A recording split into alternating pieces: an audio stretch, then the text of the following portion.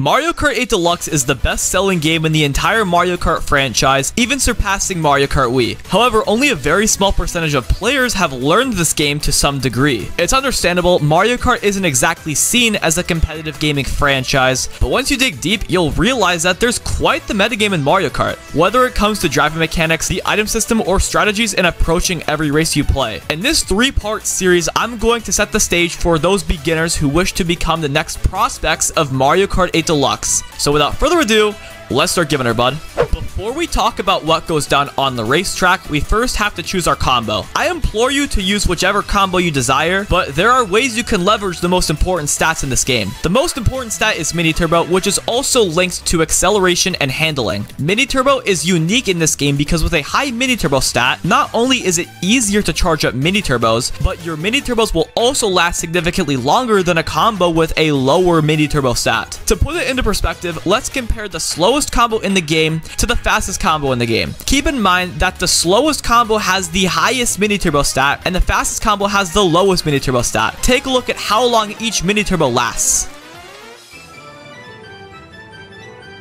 Now, we don't want to completely forget about the other stats in this game by only focusing on Mini Turbo, but to maximize the stat while still being able to make up speed with other components of a combo, use the roller tires. These tires have the highest Mini Turbo stat in the game, plain and simple. For online play, we want to compensate for the lack of speed and weight from using the roller tires. For this reason, I suggest using any character from the heavyweight category, as these characters possess the highest speed and weight. I personally suggest using Waluigi, DK, or Roy if you want to maximize speed and weight without losing too much Mini Turbo. As for the kart or bike, we should find a middle ground since we covered the extremes with the character and tires. Since again, Mini Turbo is the most important stat in the game, it's ideal to find a kart or bike that favors the Mini Turbo stat over the speed stat. With that said, I'd suggest using either the Wild Wiggler, the Biddy Buggy, or any of the karts or bikes with the same stats. On a kart or bike basis, the Wild Wiggler thrives in speed and weight compared to the Biddy Buggy, but still has a solid Mini Turbo stat. The game's most popular combo, Waluigi on the Wild Wiggler, showcases stats where there are no extreme losses. As you can see, the worst stat is weight, and online, this is usually the heaviest combo. That says a lot. Waluigi on the Biddy Buggy loses out on weight and especially speed, but additional Mini Turbo makes up for those losses. If you're choosing between these two combos, pick which one suits your playstyle best. If you want to have more base speed and as a result focus slightly less on driving, use Waluigi on the Wild Wiggler. If you want to have a higher Mini Turbo stat and thus have to take more refined lines to keep up with the faster combos, use Waluigi on the Biddy Buggy.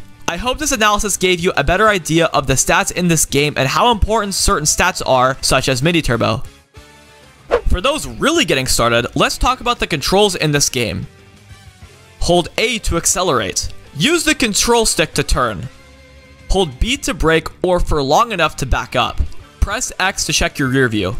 Press L or ZL to use your items. Hold L or ZL to trail your item if applicable. Press R or ZR to hop.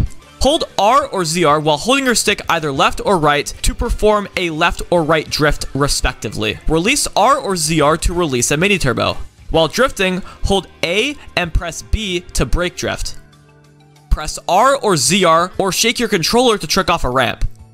Hold up to dive down on a gliding section or an underwater section, and hold down to lean back on a gliding section or an underwater section. If you're just starting out, consider what I just said as my way of telling you how to play the game, but you're going to want to really familiarize yourself with these controls if you want to take your skill in Mario Kart 8 Deluxe to the next level. For example, on the eel section of Dolphin Shoals, it's much better to shake your controller to get as many tricks as possible while maintaining your position around the middle of the eel. Another example is on the first big turn of Rainbow Road. It is much slower to hold a regular drift as opposed to brake drifting a few times to maintain your tight line. I'll get into some more advanced driving techniques later on in the video, but for now, those are the key controls you need to familiarize yourself with in this game. Now, let's put them to work.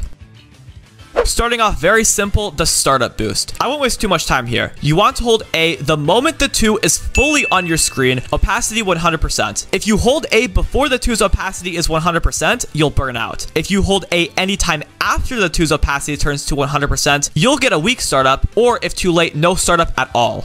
This can be a little tricky to get the hang of if you're just starting out, but once you get it the first time, you'll know. It's a very easy technique to get down every time afterwards, so I suggest starting with this, especially if your main competition right now is your friends, because when Saturday night comes around, you'll be able to flex your skills right off the bat.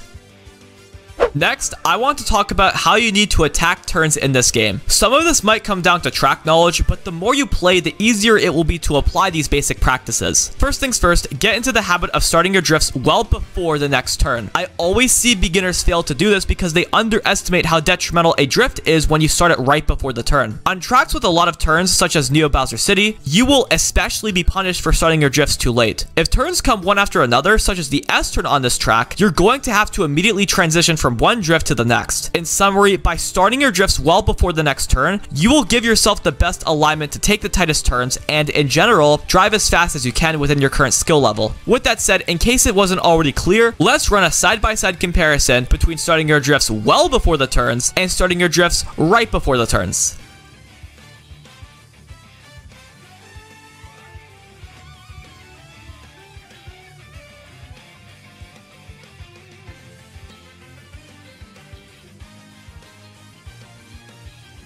Another mistake I always see beginners making is that they don't drift after landing from a ramp if a turn is coming up soon. This goes hand in hand with starting your drifts at the right time. By holding R or ZR and holding your stick either left or right while in the air, you will start a drift the moment you land.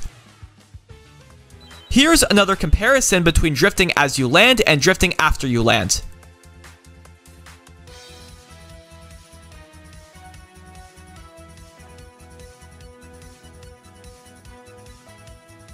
That's the main idea behind attacking turns in this game. When starting out, you need to make sure that you're giving yourself enough time to drift tight on each turn so that you can save as much time as possible over drifting right before the turn and or drifting after landing from a ramp.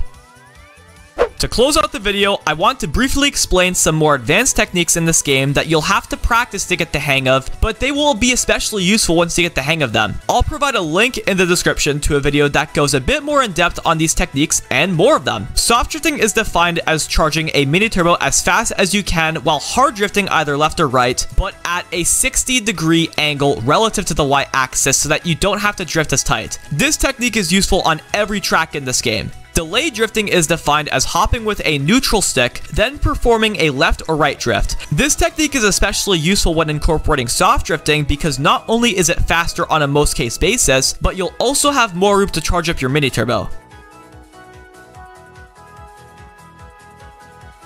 On most gliders in this game, it's faster to release your mini turbo off the glider rather than tricking. On most of these gliders, it's faster to low glide, which is a technique where you release then press R or ZR immediately after going off the glider ramp. Low gliding is usually a little bit faster than simply letting the glider release your mini turbo for you. If you're interested in any more advanced tech in this game, check out the video in the description on how to drive fast in Mario Kart 8 Deluxe. There are some pretty wild techniques in this game, such as motion glider, but if you're just starting out, you should focus on the fundamentals of driving, namely attacking turns by starting your drifts well before each turn.